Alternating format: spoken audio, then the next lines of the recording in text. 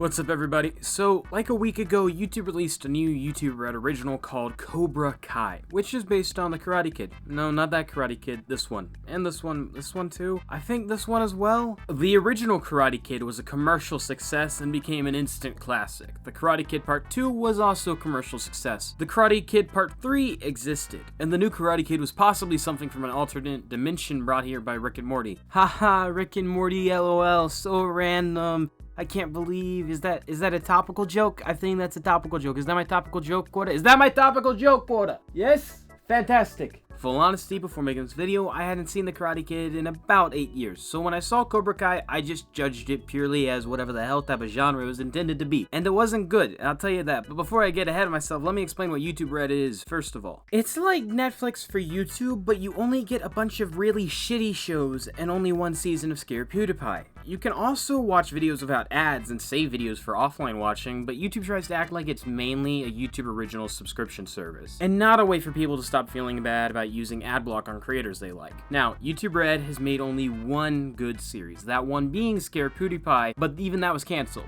All of the other ones I've seen are bad. Very bad. Some of the worst TV ever, possibly worse than Love on a Leash, and that thing made me want to shoot myself. This is where the important part of YouTube Red, the platform Cobra Kai is on, comes into play. All of YouTube Red's shows are bad, and just because they've got Will Smith signed for one doesn't mean it's gonna get remotely better. It's actually somewhat worse, to be honest, since Will Smith isn't even a YouTuber, but compared to all of them, Cobra Kai is fine. Cobra Kai is alright compared to shit like Survive the Night, but a show being fine compared to the other ones on its network doesn't mean it's good. It's just a cherry on top of a trash bag. But anyway, here's why Cobra Kai sucks.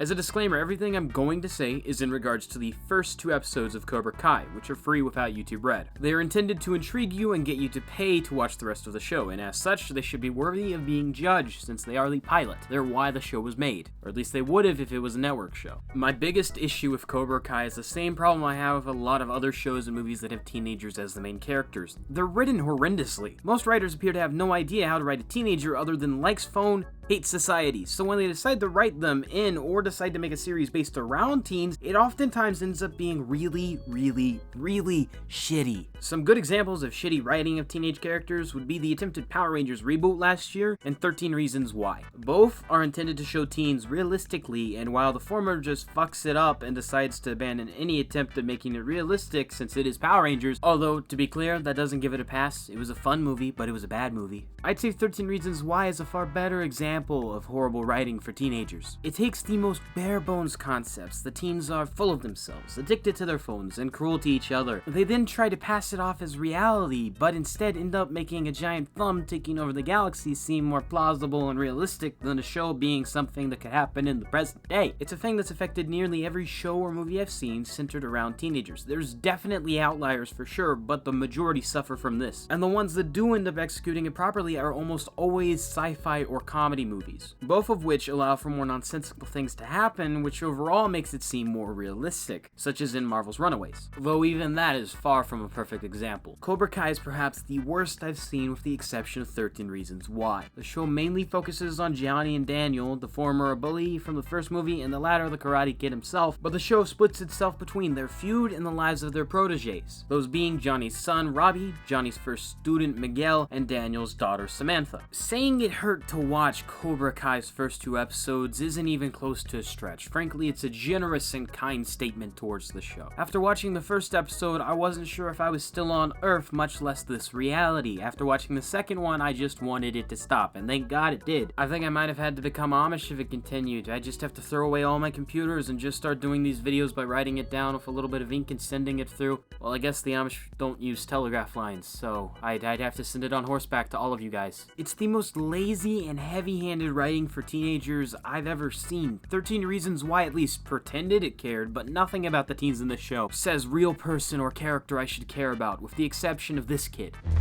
Did you ever talk to them, or?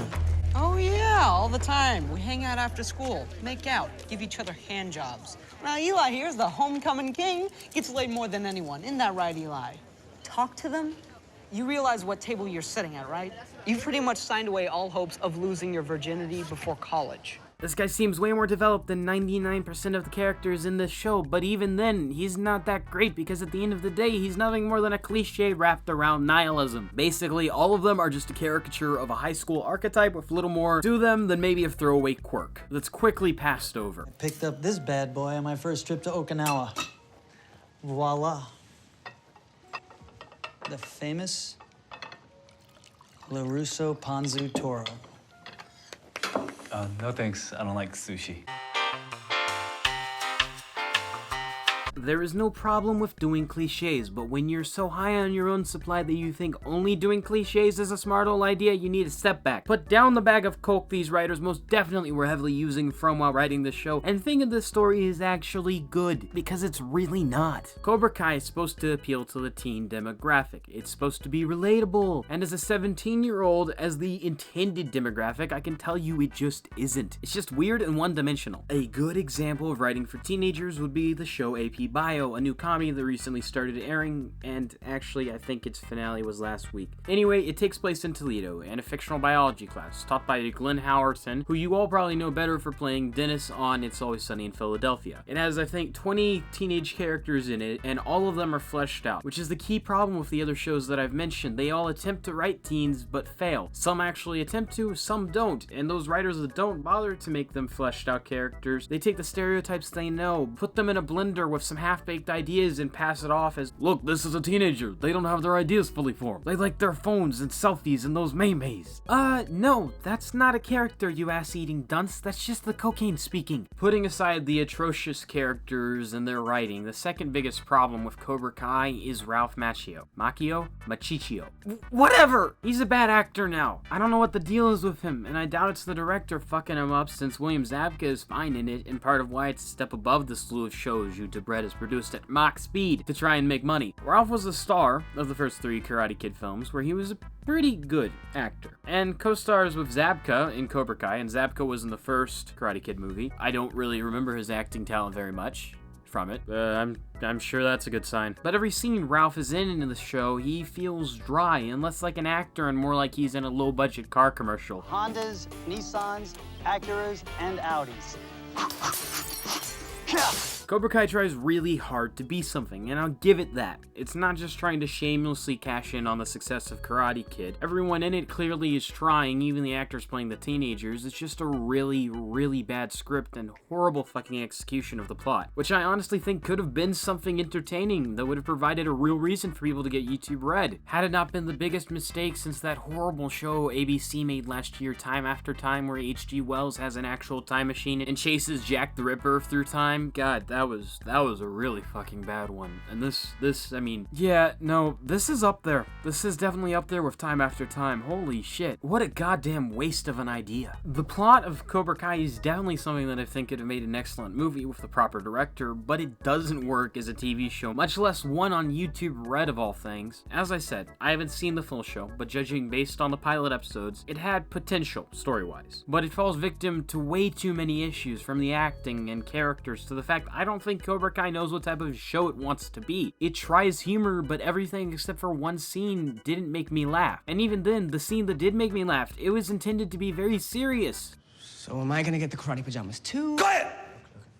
So, to wrap it all up in a nice little bow, Cobra Kai does almost entirely the opposite of its creed. It's incredibly slow, has needless side plots, and shoves things in your face constantly as if the viewer is an imbecile. It has a nice presentation despite nothing being particularly impressive, and I do like the logo and music choices they did. It does visually look nice, but it's a bad show compared to 98% of network TV, but it's a fine, almost good show when compared to the rest of what YouTube Red typically makes. I don't think it's a reason to get Red, God no, but if you already have it or were going to get it anyway, then fine, watch Cobra Kai. It's by far the best YouTube Red has to offer, and considering the views it's gotten, it's almost definitely going to get a second season. So yeah, if you've got YouTube Red, then watch it. And if you're going to get YouTube Red, watch Cobra Kai before you watch any other YouTube Red TV show, because it's gonna be a hell of a lot better. You probably won't be as disappointed as me, and of course, if you're a Karate Kid fan, I feel confident saying you've already made your mind up if you're gonna watch it or not. I give Cobra Kai a 5.